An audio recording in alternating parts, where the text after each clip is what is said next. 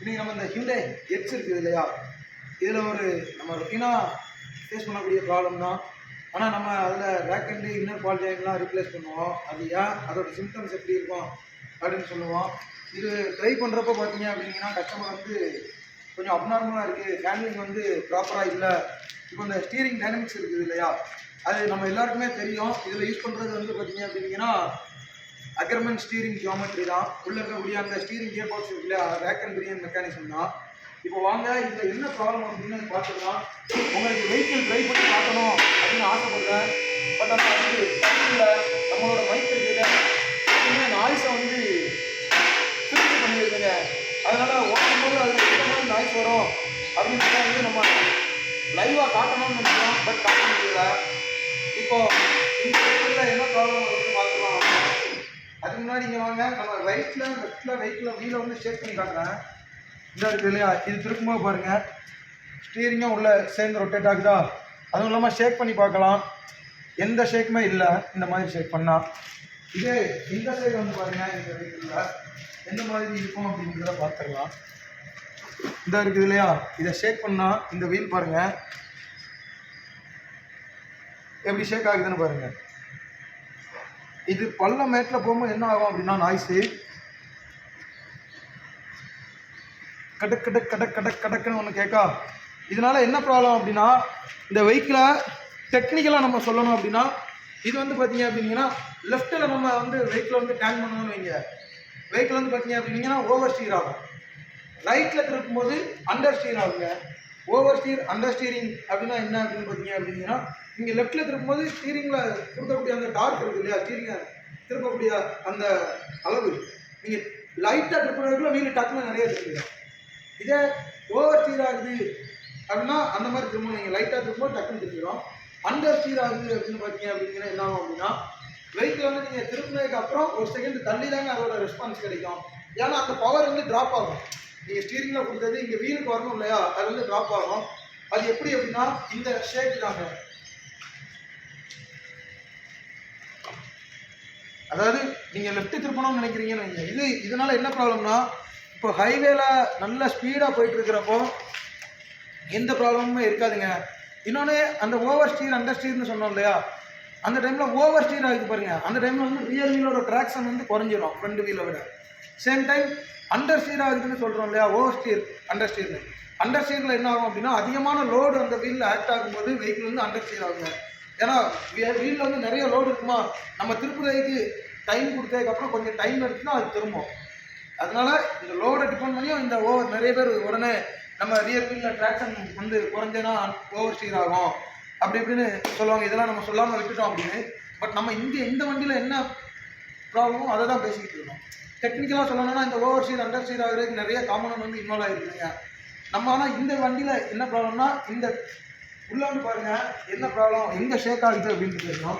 வீல்லாம் ஷேக் ஆகுது நம்ம வெளியே எடுத்து பார்த்தோம் இல்லையா, இல்லை இப்போ வானத்துக்கு கீழே வந்து பார்த்தோம், அதாவது இன்ஜின் ரூம் இருக்கு இல்லையா, இன்ஜின் ரூமுக்கு கீழே ஷேக் எதனால ஆகுது அப்படின்னு காட்டுங்க.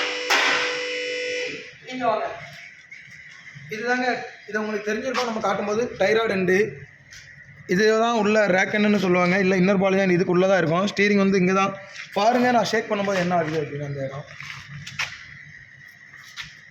இந்த இடத்துல ஷேக் ஆகுதா,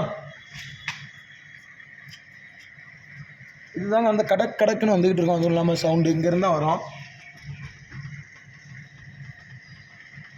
இப்போ இதனால் என்ன ப்ராப்ளம் அப்படின்னா, இந்த வீல் வந்து நம்ம ரன் பண்ணுவோம் இல்லையா, ரன் பண்ணும்போது ஹை ஸ்பீடில் வந்து இது வந்து இப்படி ஸ்ட்ரைட்டாக இதோட வெலாசிட்டி பார்த்தீங்க அப்படின்னா லீனியர் வெலாசிட்டி மட்டும் தான் இருக்கும். அப்படி ஸ்ட்ரைட்டாக ஓடிடும் ஹை ஸ்பீடில். அதுவும் இல்லாமல் நம்ம ஹைவேல ரன் பண்ணுறப்போ சம்டைம்ஸ் வந்து நம்ம ரஃப் ரோட்லலாம் இந்த பம்ப்லலாம் ரன் பண்ணுவோம் இல்லையா, அந்த மாதிரி பம்பில் இறங்கும் போது அந்த ஷேக் ஆகும் பாருங்க சஸ்பென்ஷன், அந்த டைமில் அந்த வீல் இந்த மாதிரி ஆடுங்க. நம்மளுக்கு ஸ்டீரிங் வந்து அதை வந்து ஃபீல் பண்ணுவோம். இப்போ வந்து இதே நம்ம ரஃப் ரோட்டில் ஓட்டுவோம் இல்லையா, ஒரு பிலோ 40 இல்லை 30 கிலோமீட்டருக்கு கீழே, அந்த மாதிரி டைம் இந்த வீல் இருக்கு இல்லையா, இந்த மாதிரி ஆடிட்டே தாங்க போகும். இதனால் டோ இன் டோ அவுட்னு சொல்லுவாங்க இல்லையா. இப்போ இந்த வெஹிக்கிளுக்கு பார்த்தீங்க அப்படின்னா ஜென்ரலாக டோ இன்ல தான் இருக்கணும்னு சொல்லுவாங்க. பட் இது வந்து இந்த மாதிரி ஷேக் ஆகுறதுனால அதோட டோ இன் டோ அவுட் அது வந்து சஃபர் ஆகுங்க டேரெக்டாக. இதனால் என்ன ப்ராப்ளம் ஃபேஸ் பண்ணுவோம் அப்படின்னா டயரோட லைஃப் குறைஞ்சிருங்க. இந்த இடத்துல வந்து வியர் ரேட் பார்த்தீங்க அப்படின்னா இந்த அவுட்டரை கம்பேர் பண்ணும்போது இன்னர் வந்து வியர் ரேட் அதிகமாக இருக்குங்க. இப்போ தான் வந்து இனிஷியல் ஸ்டேஜ் அப்படின்றதுனால இது தெரியலை. ஆனால் இது அப்படியே ரன் பண்ணோம் அப்படின்னா ஸ்டீரிங் ஹேண்ட்லிங்கும் ரொம்ப புவராக இருக்கும். இந்த இடம் வந்து தேய ஆரம்பிச்சிருங்க. ஸோ உங்களோட வெஹிக்கிளில் வந்து இனிஷியலாக சஸ்பென்ஷன் சேம் டைம் இந்த லிங்க் ராட் இருக்குது இல்லையா, அதனால கூட இந்த மாதிரி ப்ராப்ளம் ஆகும். ஸ்டெபிலைசர் லிங்க் இருக்குது பாருங்க, உடனே அந்த இடம் வியர் ஆகுதுன்னா நிறைய பேர் சொல்ல ஆரம்பிச்சிருவாங்க. கேமரா ஆங்கிள் வந்து நெகட்டிவில் இருந்தாலும் அந்த மாதிரி ஆகும், இந்த இடத்துல வியர் ஆகும், டோ மட்டும் காரணம் இல்லை அப்படின்னு ஒரு சில பேர் சொல்லுவாங்க. ஸ்க்ரப் ரேடியஸில் ப்ராப்ளம் இருந்தாலும் இந்த மாதிரி ஆகும்னு சொல்லுவாங்க. பட் இந்த வெஹிக்கிளை பொறுத்தவரை இதில் டோ மட்டும் தாங்க அட்ஜஸ்ட் பண்ண முடியும், கேஸ்டரோ கேம்பரோ அட்ஜஸ்ட் பண்ண முடியாது. நம்ம இந்த வெஹிக்கிளை மட்டும் தான் இங்கே என்ன ப்ராப்ளமோ அதை தான் பேசிக்கிட்டு இருக்கோம். அதை ஒரு டைம் ரிமைண்ட் பண்ணிக்கிறேன். சேம் டைம் இப்போ இந்த வெஹிக்கிளை பொறுத்தவரை இந்த ஸ்டெபிலைசர் லிங்க்னாலே இந்த ப்ராப்ளம் வரலாங்க. இந்த இருக்குல்லையா, இதுதான் ஸ்டெபிலைசர் லிங்க்கு. இது எதுக்கு அப்படின்னா இந்த பக்கம் இந்த வீல் மேலே போகுதுன்னு வைங்களேன், இந்த பக்கம் இந்த வீல் மேலே அழுத்துறப்போ இந்த ஷாக் அப்சர்வர் கம்ப்ரஸ் ஆகி மேலே போகும்.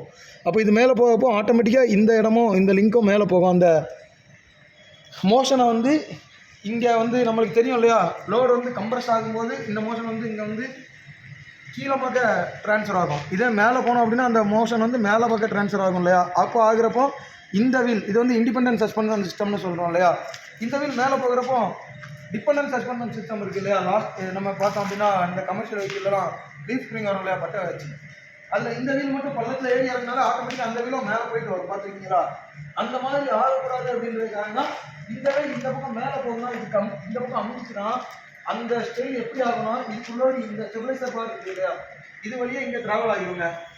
அந்த ஷாக் எல்லாம் ட்ரான்ஸ்ஃபர் ஆகி அந்த மோஷன் எல்லாம் இந்த வீலில் வந்து இதை மேலே போக விடாமல் இதை கீழே பிடிச்சி தள்ளணும். ஸோ நம்மளுக்கு வந்து பார்த்தீங்க அப்படின்னா அந்த வீல் மட்டும்தான் இண்டிபெண்ட்டாக மேலே கீழே ஏறி இறங்கும். ஓகேங்க, நம்ம இதை பற்றி இன்னும் டீப்பாக நிறைய டீட்டெயிலாக டெக்னிக்கலாக நெக்ஸ்ட் வீடியோவில் வேறு காரில் சஸ்பென்ஷன் சிஸ்டம் வரும்போது இந்த டைராய்டுன்றதுனால இப்போ என்ன ப்ராப்ளம் அப்படின்னு உங்களுக்கு அண்டர் ஸ்டீர்னா என்ன, ஓவர் ஸ்டீர்னா என்ன, அப்புறம் இந்த அண்டர் ஸ்டீர் இருக்குது இல்லையா, அண்டர் ஸ்டீர் கிரேடியன்ட்னு சொல்லுவாங்க ஒரு வேல்யூ, அது வந்து பாசிட்டிவில் இருந்துச்சு அப்படின்னா வெஹிக்கிள் வந்து அண்டர் ஸ்டீர் ஆகும்.